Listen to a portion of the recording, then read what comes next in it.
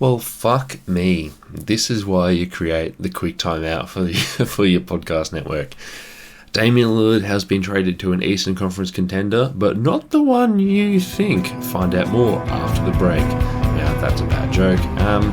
So, Damian Lillard has been traded to the Milwaukee Bucks in a 3-team deal where the Suns get the Euro big man that they've always wanted, and the Trailblazers just get, I guess, the bad big man that they've always wanted, and heaps of future assets. So the particulars are coming from Adrian Wojnarowski of ESPN.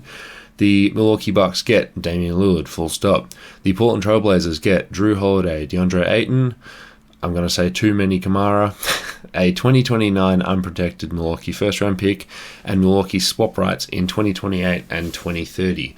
The Phoenix Suns get Jusuf Nurkic, Grayson Allen, Nasir Little, and Keon Johnson.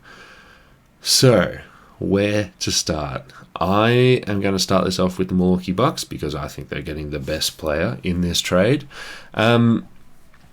So, because we ticked over to a new league year and the step-in rule, not even the step-in rule, sorry, but the Bucks just had another pick in their arsenal just simply because of the passage of time.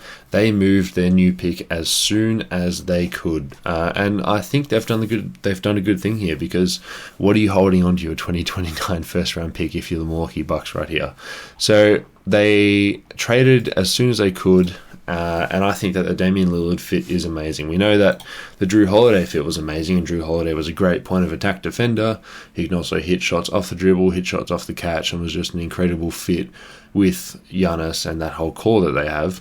And I think Damian Lillard is just going to be doing the exact same thing. Obviously not the defense, because that's just not what Damian Lillard does, but you've got Brook Lopez, you've got Chris Middleton, asterisk, which we'll talk about later if he can be healthy, and you've got Giannis Antetokounmpo. They've got two DPOY / should have been DPOY in Brook Lopez. They've got two guys that can make up for Dame, which is something that Dame hasn't had in his whole entire career. I mean, Jusuf Nurkic has been a fine defender in the past, but you're not like, oh, he's patching up holes from the two small guards that he has to defend behind.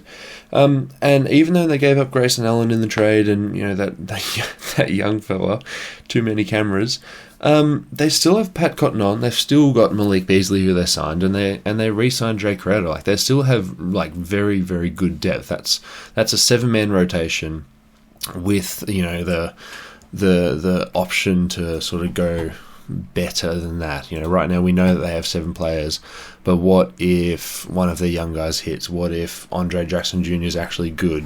What if Robin Lopez, you know, can still hang around as a backup center? What if Marjon Beauchamp actually breaks out this year? Breaking out might mean he's just a rotation piece. What if Bobby Portis can just keep being Bobby Portis? I think that's quite likely. So I think this is a no-brainer for the Milwaukee Bucks, and maybe one of the best moves of the off-seasons. They had a very sort of stand-pat off-season where they re-signed their guys. Thankfully, their guys didn't run away. Brook Lopez looked like he might have been a flight risk. They obviously fired their old coach and hired a new coach, which we'll see what happens there. Does Adrian Griffin want to come in and change everything that's made this team win 60 games and be a juggernaut? We'll see. He's part of the system. I can't assume he's going to be horrible. And also, you've just got Giannis and Dame on your team. You can't be too bad. And yeah, Dame and Giannis, that's now possibly the best two-man game in the whole entire league. We'll have to wait and see. Obviously, not these trades might work on 2K, but we'll have to wait and see how it actually plays out in real life. But this has vaulted the Bucks from a kind of depressing, like, oh, I guess you're a contender. Like, I don't think anyone's going to pick you to win. You were just sort of run-of-the-mill. Yeah, you lost Wes Matthews, but you brought in Malik Beasley. Like, all right, I'll give you a fucking pat in the back. Now, I will say that these are now my total favourites with an asterisk. The asterisk is how healthy is Chris Middleton, because he was not healthy at all last season. But if, you know, another year removed from his surgery, I think he might have even had another surgery this offseason. But if Chris Middleton is Chris Middleton, the Bucks are by far my title favourites. Because while Giannis is still in his prime, Giannis is just, he cannot be stopped. And we've seen that time and time again. That's the Bucks. Moving on to the Heat. The Miami Heat are the team that Damian Lillard wanted to be traded to for a very, very, very long time. obviously just made a run to the finals, and then was sitting there. Everything was going great for the Miami Heat. It's they'd just made the finals and looked like they were going to trade their bad players for a very, very, very good player. You know, the culture around Jimmy Butler and Bam Adebayo, Heat culture, looked like it was all hitting. And then in doing that, Toxic Joe Cronin, according to some Miami fans on Twitter, was like, well, okay, all the momentum is with Miami right now. I'm not going to trade our superstar player who's under contract for, I think it was at least 3 more years. I'm not going to trade him immediately for a deal with Tyler Hero and, you know, a Miami 2029 or 2030 first round pick. Because just ask any of the last few teams that have traded for a Miami Heat first round pick. The Heat have just always been good. That's probably not going to be a great pick. The Bucks, if you would like the Bucks 2029 first round pick, I will tell you the ages of their stars in 2029. Giannis will be 33 and Dame will be 39. That's pretty interesting. So the Heat really missed out. By waiting for Damian Lillard, they had to let a lot of their major free agents leave because they just simply couldn't re-sign these guys and also have the space to trade for Dame, who's on a very big contract. So they let Gabe Vincent walk, they let Max Strus walk, they let Omer Yurtseven, whatever there, but they let a lot of their players walk because they thought that Dame was coming. And I actually thought, and I think I mentioned this on a podcast, if not just between friends, I actually thought that a few of the unsigned free agents like PJ Washington, who had been linked to the Miami Heat in the past, or Kelly Oubre, who is just a minimum wing, or Chris Wood, who is now a minimum big. I thought a lot of those guys were sitting there going, well, if we can't get money anywhere, why don't we just wait and sign a minimum with the Damian Lillard Miami Heat when that happens? And well, they've all gone, and now the Heat are looking like they're not going to be able to get a star. I'll talk about what they can do with their trade package now. But even if they don't get a star, if they just bring everyone back, or even if they do get a star, their supporting cast is very bad. Like, they obviously Heat culture, they're always going to find these guys, like, you know, who's Cole Swindler? Is he going to be the next dude? But we have to assume that they don't have many good players, and they're a team that always underperforms in the regular season. Kyle Lowry's another year older. Tyler Hero knows that he was about to be traded all off season.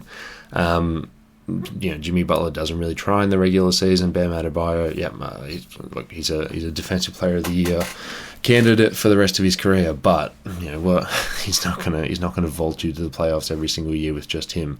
So kind of fucking weird. What's going to happen with the Miami Heat? And Jimmy Butler went on social media right after the trade, which was a little bit BS, and he said, the league should investigate the Bucks for tampering. I don't know where he was when all those Bleacher Report notifications were coming out that, you know, Dame is thinking about the Heat. Dame's thinking about an Eastern Conference contender. Dame, he was practically... He might have even... this is why I need a co-host for this. He might have actually, like, gone onto a media outlet and said, hey, I want to be traded to the Heat, without actually saying it. But if you're the Heat and you're Pat Riley, you've obviously missed out on everything. You've put all your eggs in one basket, and then the basket's just grown legs and walked to Milwaukee.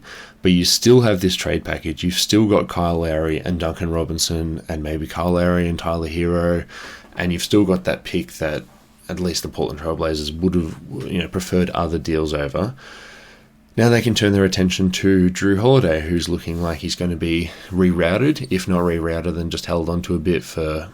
It could be a mentor for Scoot, which I wouldn't hate. Like, that's not the worst guy to get in the room for your young point guard. And then Jrue Holiday, which I'll talk about in a second, but he's got a player option for $39 million next year, which, as a 33-year-old, I might pick that one up. So he's probably going to pick up that player option, so the Blazers could even take this into next season with Jrue Holiday. But if they do want to reroute him, they could go for that Kyle Lowry, Duncan Robinson first-round pick package, or would the Heat look at someone like Karl Anthony Towns or Pascal Siakam? You know, if those guys are in the trade market. Pascal Siakam, obviously a free agent at the end of the year. Karl Anthony Towns, obviously on his max deal, which is quite a lot of money for a dude called Karl Anthony Towns. Would those teams bite on a Tyler Hero centered package like Pascal Siakam? I think yes. Karl Anthony Towns, who knows? But it's whatever the alternative here for the Heat is, whether that's trading for another guy who's like or whether it's just like bringing the band back together and, you know, signing 3 more G League free agents and just turning them into effective role players. I just don't know if he can get it done. Yes, Jimmy, when he gets to the playoffs, he's got that dog in him, etc, but I don't know how far that's going to take him. And now to the Phoenix Suns. James Jones has always wanted a European big man since he got to the top job, and now he gets it, and he gets Jusuf Nurkic, who in the past 4 years has played 52 games, 56 games, 37 and 8 games. And now that is cherry-picking a stat, which is quite unfair. He has been shut down the end of seasons, but I think he is a serious injury risk. And at least Ayton, you know, the best abilities, availability, unless you really suck at basketball, but Deandre Ayton has at least been on the basketball court and has been, let's call him a replacement level / average center for the Phoenix Suns. Jusuf Nurkic is going to come in, and he's not that quick, athletic big man that Deandre Ayton was. And yes, the Phoenix Suns have failed as an organisation with Ayton as their starting centre. A different look, a completely different look on Jusuf Nurkic. Some might argue that's worth it just to get him in there. A guy that James Jones has always wanted. I don't think it's worth it, because with their current roster, you've got Devin Booker, Bradley Beal, Kevin Durant, square bracket, small wing, square bracket, and Deandre Ayton, and that's one of the more switchy, athletic, interesting lineups you could play, that you're going to be fast and explosive. And that's not to say that you can't do that with Jusuf Nurkic. Like, he's obviously a dude who, you know, he's got a fine outlet game. He's going to be playing ground-bound drop defense, and you can still run with 4 other guys on the court. But I think the downgrade from Deandre Ayton's consistency and nothing compared to the flight risk, not flight risk in terms of just is he going to be on the court for Jusuf Nurkic, plus the role players that they got in this deal. Now, just to reiterate, the Suns got Jusuf Nurkic, Grayson Allen, Nasir Little, and Keon Johnson. Keon Johnson famously struggled to be good in the G League after being a first-round pick, which is fucking concerning. Grayson Allen, yes, he shot 40% from 3 for, I think, ever, but I don't think he's a very good basketball player. I don't think he's a very good defender. And he was picked apart in the Miami series. And I think Grayson Allen's just Landry Shamet 2.0. And Dante, welcome to a new Landry Shamet experience. But I just think this is just too risky. And when Nurkic does get injured, who's their starting center? Like, Kevin Durant has done it at a pinch in the finals, but that's for a Golden State team with Draymond Green, who's going to, you know, also play the 5 there, so they're sort of sharing that 5 role, and Draymond Green, obviously Defensive Player of the Year, can also make up for anything that KD might be lacking. I don't think he wants to do that in a regular season. I don't think he wants to do that full stop, actually. So now their backup centers are Bol Bol, Nas Little, and Shemeze Metu.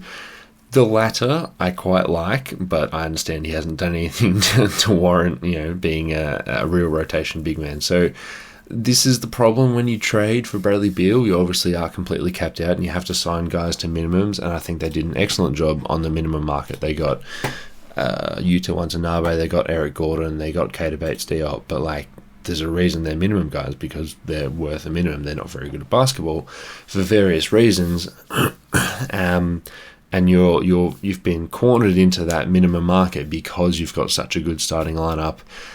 And I just don't think it's worth it bringing in Nurkic, who is always injured, and I just don't think fits stylistically. The counterpoint is that he can pass the ball a bit, and like it's obviously a trap whenever you see a European big man to be like, oh, Nikola Jokic, he can pass the ball.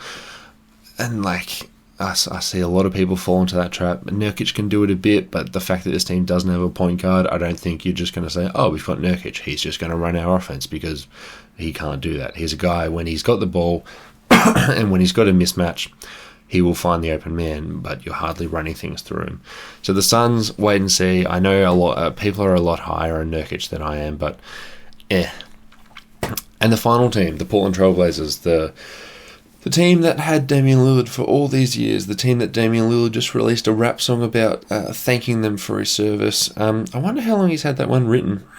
would be interesting to know. But a really intriguing 2029 unprotected pick, as I mentioned, when Damian Lillard is 39 years old. And if you're the Bucks, again, you do this. It's incredible.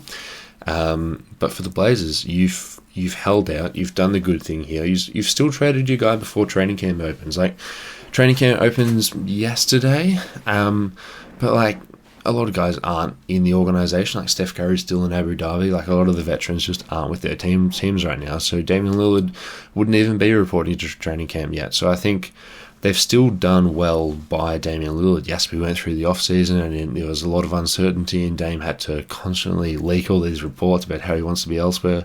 But he got what he wanted, and the Portland Trail Blazers got what they wanted. We'll see what they do with Jrue. I talked about how he might be a good mentor to their young guards.